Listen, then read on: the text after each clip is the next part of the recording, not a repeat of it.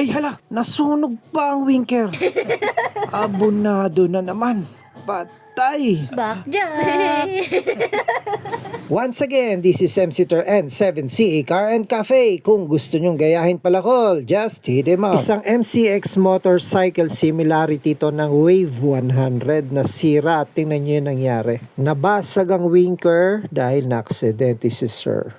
At ito pa, ang problema namin ngayon ay kung saan kami hahanap ng mga pyesa nito. Ang pinaka-the best na gawin na lang dito ay Fiverr kasi naghanap na rin daw sila, wala sila makita. Lalong-lalo na yung winker, even sa online shop wala silang makita or online store wala silang makita. Kaya sabi ko madugo to, sabi ni Sir, gawan daw namin ng paraan. Sabi ko Fiverr and then yung winker, customize na lang natin. May naisip na akong idea kung ano yung gagamitin natin. Okay, simulan na natin. Yun nga kasi gusto ni Sir, may ibalik lang to sa dati. May mga parts na nawawala, gagawa natin ng paraan, magic, tingnan natin hanggang sa ating makakaya, gagawin natin, lalo na sa part na to, ito putol na, so yung kabila buo pa pero ito putol na, sabi ni Sir, pagpantayin ko na lang, ikat ko na rin lang daw, okay lang kahit medyo may patulis. Okay, and then itong kalahati na to, dun yun sa baba, sa kabilang fairing. At kung nakarating ka na sa part na to, pwede bang malaman kung anong motor mo, kasi dito ko nasasabihin kung ano yung ginamit ko dito upang mapagdikit-dikit to. Ito, lalagay yan dito, pero isa na lang, kaya ito simula doon, hahanap tayo ng malapit na kaparehas na winker. At ang pwedeng winker dyan ay ito. Bago ko nga pala sabihin kung ano yung fit na winker dito,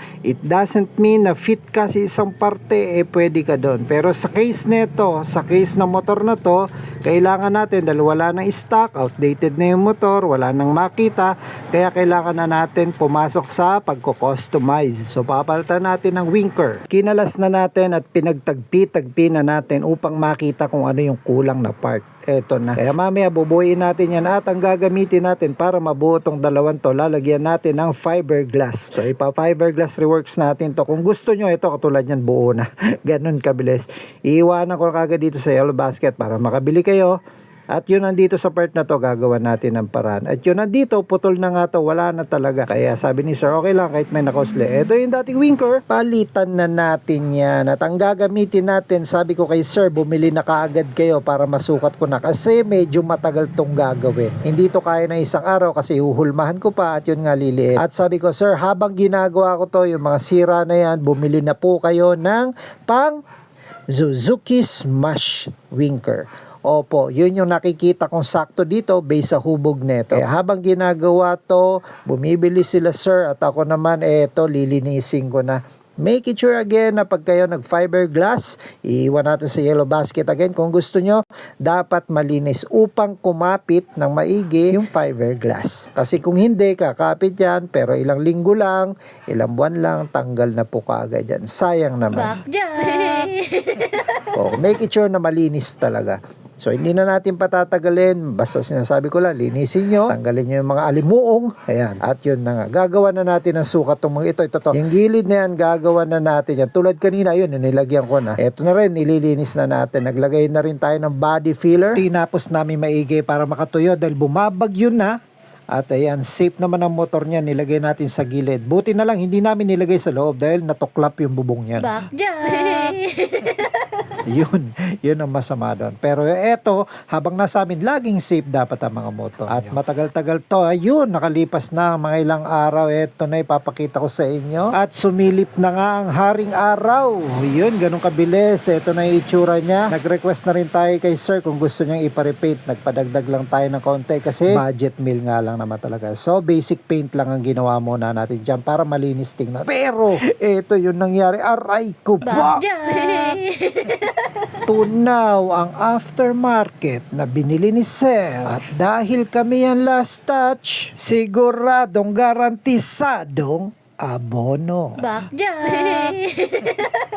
Ayusin mo naman. Well, nangyayari talaga yan. Kaya ang ibig sabihin ng project na to, lugi na, abono pa. Nagpakabit na rin si Sir ng upuan. 99 pesos lang dito sa amin yan. Habang inihintay namin yung kapalit na winker online para mapalitan at may kabit kaagad dito, yung upuan muna ang ginawa namin. Oops, eto na ang bilis. Dumating na winker. Actually, 1 week yan dumating. At ikakabit na natin yung lumang bumbilya ang ikakabit natin kasi baka maulit, mahirap na. Ang mahal pa naman 350 pesos. Kaya kung gusto nyo, ayan, parang jeep na dumaan. Kung gusto nyo ng winker na to, ilalagay ko sa yellow basket. Nandyan din lang. Diyan kayo bumili. Maganda quality kasi kahit maliit yung bombilya sa loob, hindi dumidikit sa pinaka lens niya. Dito kami nag-focus, hindi na dun sa Tapalodo kasi yung Tapalodo I suggest, sabi ko, bumili na lang ng mga aftermarket na pang Wave 100. Eto na, fitment check. Eto na po yung kinalabasan ng Suzuki Smash Winker na ipinasok natin sa MCX. Okay, napakaganda ng fitment niya. O, tingnan nyo naman. Kung gusto nyo ng mga gantong kakaiba at talagang custom made, PM lang kayo sa akin. Okay, bibigyan ko kayo ng magandang presyo. Nandyan lang yan sa N7CA Car and Cafe. At ang ginamit natin dyan na pintura, syempre, hindi ko na ipinakita sa inyo. Nippon Paint, yung spray can lang yung ginamit natin dyan. Napakaganda na itong pintura na to. Kung sa mga budget meal lang, highly suggest Nippon Paint. Ito yung in-can. Okay, thank you so much kung nakarating kayo dito dahil ito tong luma na to ay nalis na natin, pinalitan na natin ng bago. Ilalapit ko ng konti para makita nyo kung paano ko ginawa, para may idea kayo. Tinan nyo ito part na to, lalo nyo sa side na yan, yung mga gilid, ito, una natin ginawa dyan, itong part na to, kinuha natin yung sukat, pababa, dahil sa baba naman may angulo naman na saktong-sakto yung finger naman niya, kaya walang problema. At dito naman sa part na to, sabi ko duduksungan ko sana, sabi ni sir wag na, okay na, patulis na daw. Kaya okay, sige, bigay natin yung request ni sir. Kaya eto na, ikakabit na natin. Habang dumadami na ang motor, ikabit na kagad natin. Tinan nyo yung outcome.